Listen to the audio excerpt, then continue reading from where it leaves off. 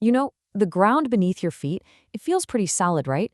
Well, what if I told you our planet is actually in constant, violent motion?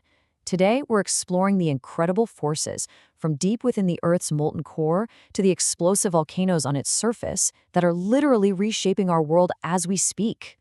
So let's kick things off with that big question. Why do we have things like volcanoes and earthquakes? Why isn't the ground beneath our feet as solid as it seems? Well, the answer really boils down to three key actions that define our planet. The first one is collision. The story of our planet is basically written in these immense slow-motion collisions, where entire continents are smashing into each other with just an unimaginable amount of force. But it's not all just about smashing things up. It's also a story of constant creation, with fiery new land being born right out of the depths of the Earth.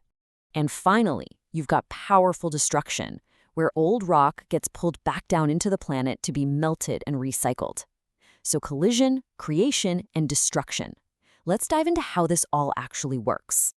Okay, so first things first. We have to understand that our Earth is anything but static. It's a restless, incredibly dynamic system. And probably the best way to think about it is like a giant peach. Seriously. It's made up of these distinct layers, and each one has its own very different personality.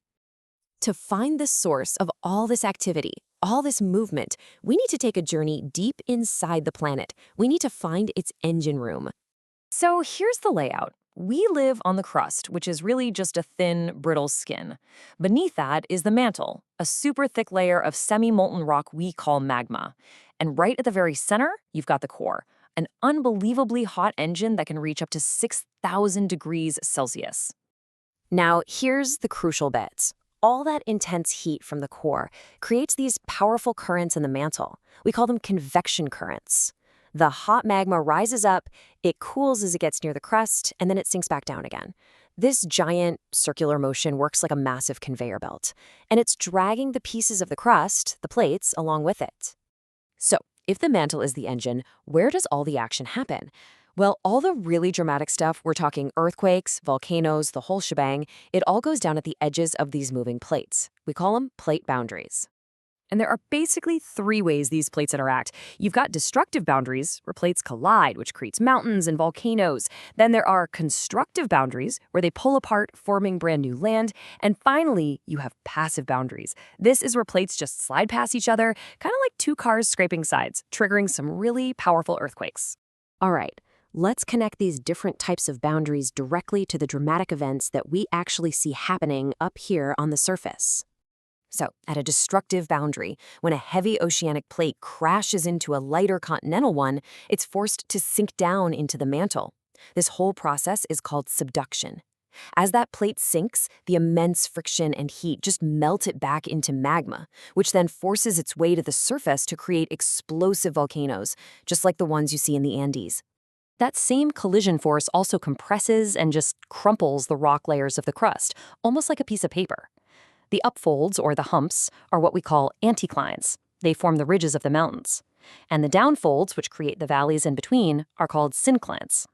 And what's really cool is that you can see that mountains are built in these distinct cycles, these periods of intense pressure we call orogenies.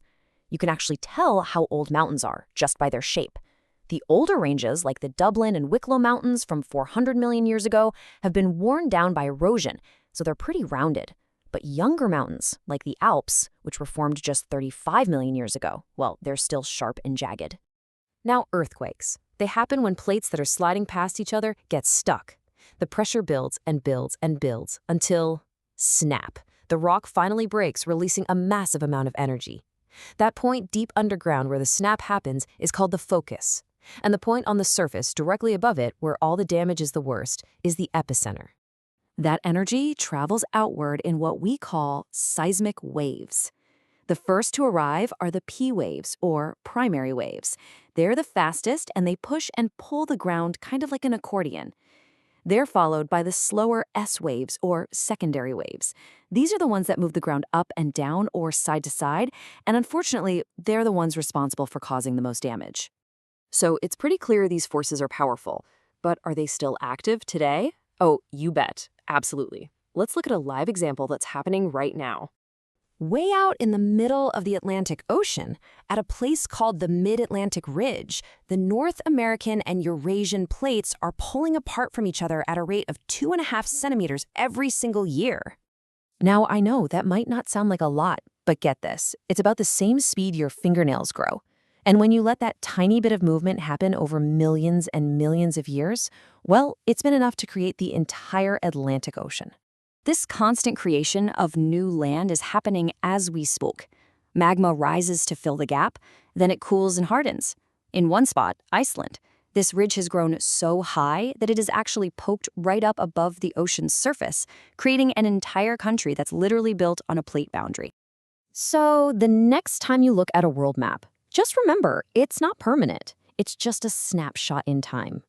The very same forces that built the highest mountains and carved out the deepest oceans are still at work today, slowly but surely drawing the continents of tomorrow.